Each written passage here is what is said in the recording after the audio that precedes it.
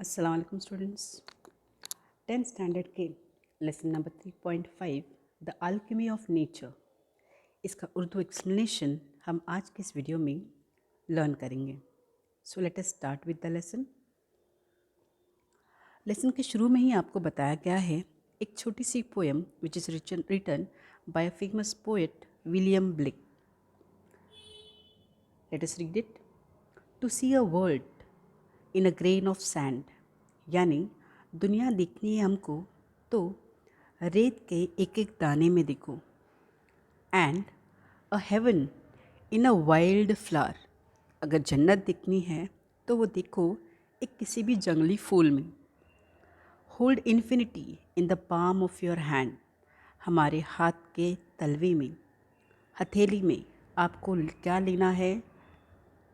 लामहदूदियत, यानी इनफाइनाइट चीज़ें, इन्फिनिटी जो कभी ख़त्म नहीं होती। And the eternity in an hour, और समय के, वक्त के एक घंटे में आप अखलाकियत होल्ड करो, पकड़ो। ये कहा है फेमस शायर विलियम ब्लेक इन्होंने। यानी इनको ये कहना है कि अगर अल्केमी यानी कुदरत की किमिया, कुदरत का जो करिश्मा है उसके बारे में हम इस सबक में सीखेंगे। रक्षा भराड़िया जो इस लेसन के राइटर है, उन्होंने स्टार्टिंग में बहुत सूटेबल पोएम हमको लर्न करने के लिए दी है, ये बताने के लिए कि सच में अगर हम कुदरत के एक एक छोटे छोटे दाने में जो हमेशा निगलेक्टेड है, हम उनकी तरफ ध्यान नहीं देते, अगर देखेंगे तो हर एक चीज़ खूबसूरत है जो कि कुदरत की बनाई हुई है, नेचर का क्रिएशन है। तो here let us start with the lesson. We instinctively turn to outdoor activities and nature as a way of relaxing and enhancing our well-being.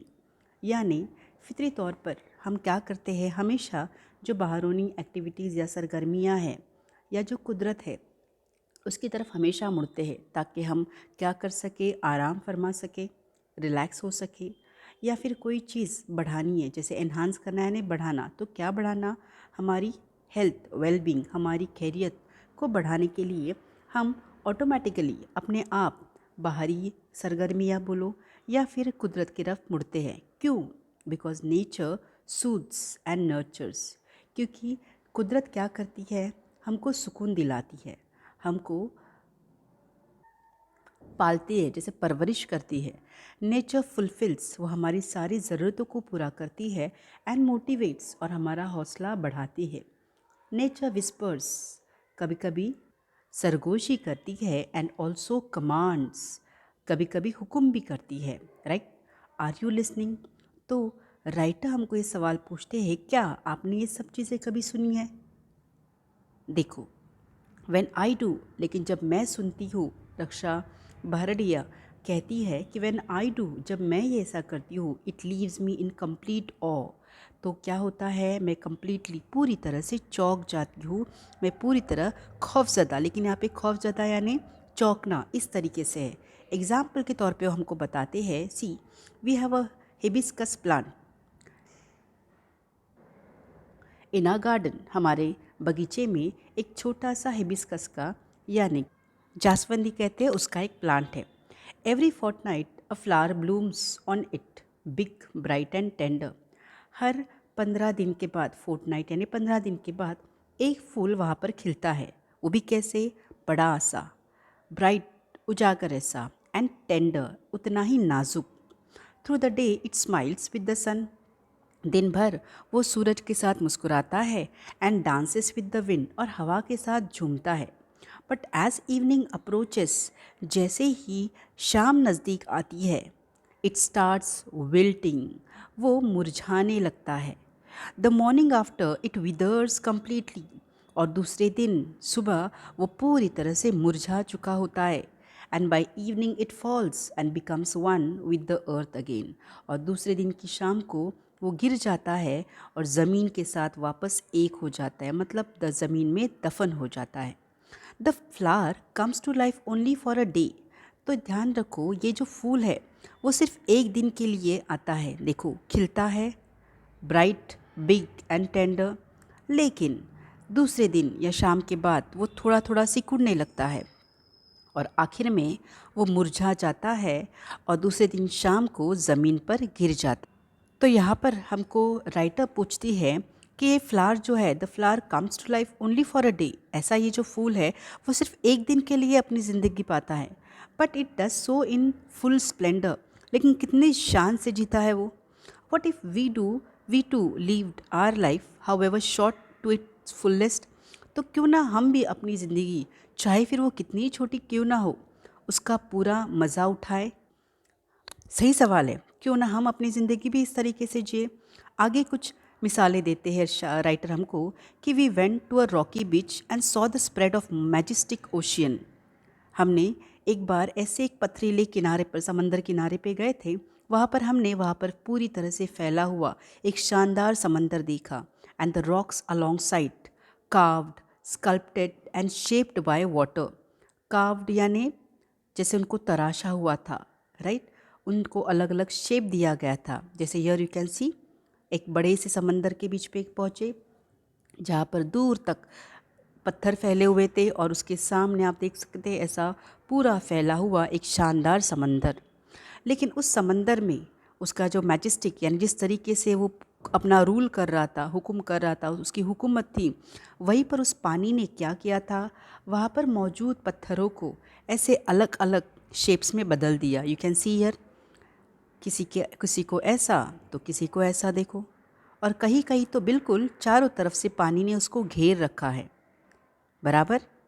तो यहाँ पर राइटर हमको बताते हैं कि वाटर इज़ सो जेंटल, ये पानी जो है कितना नरम रहता है, सॉफ्ट रहता है। एंड रॉक सो हार्ड, और पत्थर कितने कड़क रहते हैं। Yet as the water flows over it every day for years the rock gives in. लेकिन जब पानी बार बार उस पर आके टकराता है, आखिर पत्थर भी क्या करते हैं, अपनी हार मान लेते हैं। And it takes the shape that the water commands. और जिस तरीके से पानी का हुक्म होता है उस तरीके से पत्थर अपना फॉर्म, अपना शेप जो है बदल देते हैं। Our problems are so colossal. तो यहाँ पे राइटर हमको बताना चाहते हैं कि हमारी जो प्रॉब्लम्स है, हमारी जो शिकायतें हैं, हमारी जो भी उलझन, वो भी कितने भारी भरकम है, कितने बड़े हैं। And we are so small, और हम लोग उसके सामने कितने छोटे पड़ते हैं। येट इफ़ वी परसिस्ट, लेकिन उसके बाद, लेकिन फिर भी वो कहते हैं कि अगर उसके बावजूद अगर हम परसिस्ट करते हैं, यानी बरकरार रखते हैं हमारे पॉइंट पर, हमारे काम से, तो क्या हो सकता। तो ये हो सकता है कि जैसे एक मजबूत कड़क से पत्थर को जेंटल नरम जैसे पानी ने ऐसे अलग अलग रूपों में, अलग अलग फॉर्म्स में क्या किया है, बदल दिया है। तो ये पॉसिबल है अगर हम परसिस्ट करते हैं, बरकरार रखते हैं अपने काम में, बरकरारी रखते हैं, कंटिन्यूटी रखते हैं, तो ये हो सकता है कि हमको जो चाहिए वो कर सकते हैं। We saw small bits of grass peeping through the small cracks in a concrete pavement.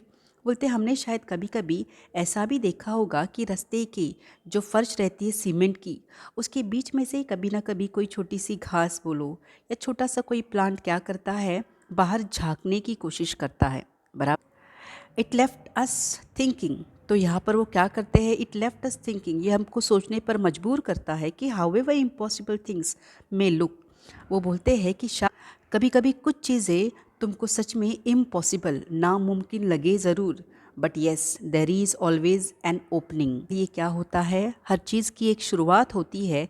जैसे कि ये एक छोटा सा मामूली नाजुक सा पौधा या प्लांट इतने कड़क कंक्रीट के फर्श को भी क्या कर सकता है, उसको फाड़ सकता है, उसको तोड़ सकता है।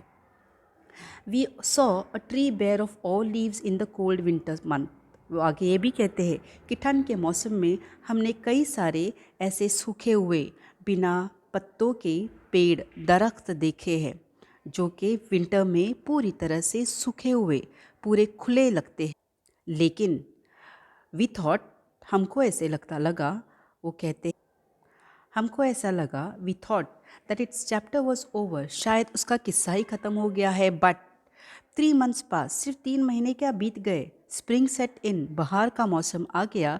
And the tree was back to its green majesty once again. और उस दरख्त ने अपनी हरी भरी शान वापस हासिल कर लिया। Full of leaves, flowers, birds and life. What if we too had the same? उसका कलर बदल गया, फूलों से भर गया, इतना हरा भरा हो गया कि उसके ऊपर फूल फल परिंदे तक अपना घोंसला बनाने के लिए आ गए। तो वहाँ पर वो कहते हैं what do we also have the same conviction that however difficult things are right now it will not remain so forever, remember this too shall pass. तो हम भी अगर यही यकीन रखते हैं, कन्विक्शन यकीदा रखते हैं कि चाहे कितनी भी मुश्किल बातें क्यों ना हो, लेकिन वो हमेशा रहने वाली नहीं है, वो कभी ना कभी शैल पास, वो कभी ना कभी ख़त्म होंगी और ऐसे हरे भरे यानी अच्छे दिन वापस आएंगे। We saw an army of ants lugging a fly which was at least 10 times the ant size. वो कहते हैं कि हमने एक मर्तबा एक ऐसा एंट्स का यानी चिंटू का झुंड देखा जो एक मरी हुई मक्खी को पूरी तरह से लगड़ चुके थे, उनको घेर चुके थे और वो उठाकर लेकर जा रहे थे, जबकि वो जो फ्लाई थी, मक्खी थी, वो ऑलमोस्ट 10 टाइम ज़्यादा ऐसी थी उन चींटियों की साइज़ से। The ants organize themselves around the fly. फिर उन्होंने ये काम कैसे कर दिया, देखो उन्होंने कैसे ये काम कर दिया, उन्होंने खुद को पहले ऑर्गेनाइज कर दिया, काम बांट लिया कि कैसे किसको खड़ा रहना है, किसको कौन सी पोजीशन लेनी है, और वो उसको उठाने में कामयाब होते हैं। They lifted it on frail pillars, जो उनके छोटे से नाजुक लंबे पैर रहते धागे से भी पतले, and carried it to quite a distance, और दूर तक वो लेके जाते हैं। Their team work and perseverance यानी उनका एक साथ काम करना और उनका इस्तिकामत जो है ये बहुत ही क्या थी, इम्प्रेसिव थी। डेफिनेटली हमको वो क्या करती थी, इम्प्रेस करती थी। What if we too are consistent, organized, focused, तो हम भी अगर उनके साथ हो जाए तो, जैसे अगर हम भी कंटिन्यू काम करते रहे, लगातार कहते रहे, टीम बनाए हमारी, काम बांट ले और ध्यान दे अपने काम की तरफ। जैसे कि उन्होंने बताया है, देखो स्पाइडर का एग्जाम्पल कि spider webs are also very delicate, यानी जो स्पाइडर के वेब्स रहते हैं, मकड़ियों के जाले रहते हैं, वो भी बहुत नाजुक रहते हैं, बट फिर भी वो स्ट्रॉन्ग रहते हैं। जैसे कि यू कैन सी उनकी डिज़ाइन कितनी पतली रहती है, लेकिन फिर भी वो छोटों कीड़ों के लिए बहुत मुश्किल सी चीज़ है ब्रेक करने के लिए। उसी के आगे बताया गया है, rainbow colours the entire sky. एक जो रेनबो रहता है वो पूरे आसमान को रंगीन बना देता है। ऑयस्टर्स यानी जो सिप्पी रहती है, वो सिर्फ it takes in a grain of sand, they open up with a pearl, यानी एक छोटा सा जो सिप्पी रहती है वो अपने अंदर एक रेत का दाना लेती है, लेकिन जब वो खुलती है तब उसका एक मोती बनकर अपने हाथ लगता है। Innumerable stars shine across the infinite sky, right, जो अनलिमिटेड स्काई है उसमें सितारे देखो कैसे फैले हुए हैं अलग अलग जगह पर, और उसी के साथ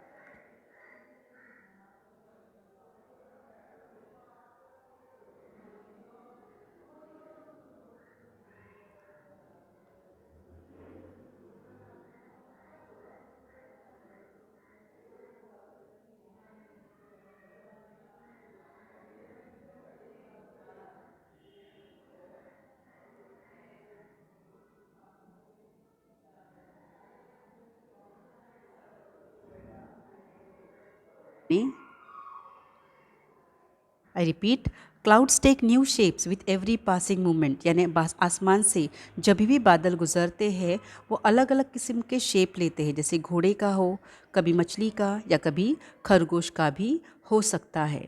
उसके बावजूद आगे वो कहते हैं कि विंड जो हवा है, it also makes tree dance with unhindered passion, बिना रुकावट के जो उनका जज्बा है, यानी ट्रीज़ को क्या करते हैं, हवा भी हिला देती है। यू कैन सी कभी वो तूफ़ान क्या फॉर्म में होती है तो कभी नॉर्मल भी हो सकती है। उसी तरीके से आगे बताया गया है कि पानी, water, without hint of ego changes its form according to the dictates of the sun and the winds, यानी जैसे सूरज और हवा का हुक्म होता है, पानी जो कि खुद एक बहुत बेहद ज़रूरी चीज़ है हर इंसान के लिए, हर जानवर के लिए, लेकिन पानी भी देखो ग्लास में डाल दिए तो ग्लास का शेप हो गया, बॉटल किसी भी जिस चीज़ में आप डालते हैं वो ढल जाता है। इतना ही नहीं, लेकिन पानी भी इतनी ज़रूरत की चीज़ होने के बावजूद सूरज और हवा के हिसाब से चलती है। जैसे अगर उसको हवा लग गई तो जमकर उसका बर्फ़ बन जाता है, और अगर गर्मी लग गई तो उस पानी की भाप भी बन जाती है। बराबर। Then further it is also said, when we see a caterpillar turn into a butterfly, right. ये भी आपने देखा होगा कि कैसे एक छोटा सा कैटरपिलर, एक छोटा सा कीड़ा आहिस्ता आहिस्ता एक खूबसूरत सी तितली में तब्दील हो जाता है। And flower turn into fruits, कभी कभी तो हमने ये भी देखा है कि एक फूल से कैसे फल बनते हैं, फूलों से फल बनते हुए भी हमने ज़रूर देखा है। इस तरीके से Raksha Bhardiya, author of the lesson, हमको बताती है कि we experience the alchemy of nature. इस तरीके से हम हमारी कुदरत की जो किमिया है उसको महसूस करते हैं। वी टच इट, हम उसको टच करते हैं, कुदरत की सारी किमिया को, जैसे फल है, फूल है, कीड़े मकोड़े सब है। हवा को महसूस करते, पानी को छूते हैं, और ये करने से हम खुद गोल्ड बन जाते हैं। हम खुद क्या बन जाते हैं? सोना बन जाते। आई होप आपको ये लेसन समझ में आया होगा। Thank you very much for watching. एक बार सबक पढ़ने के बाद उसके जो उर्दू अल्फाज है उसके बारे में वो वापस डेफिनेटली पढ़िए, क्योंकि ये उर्दू अल्फाज आपको इंग्लिश पेपर में ओरल, जो लास्ट आपका क्वेश्चन नंबर 7 है, उसमें ट्रांसलेशन के तौर पर आ सकता है। Thank you very much.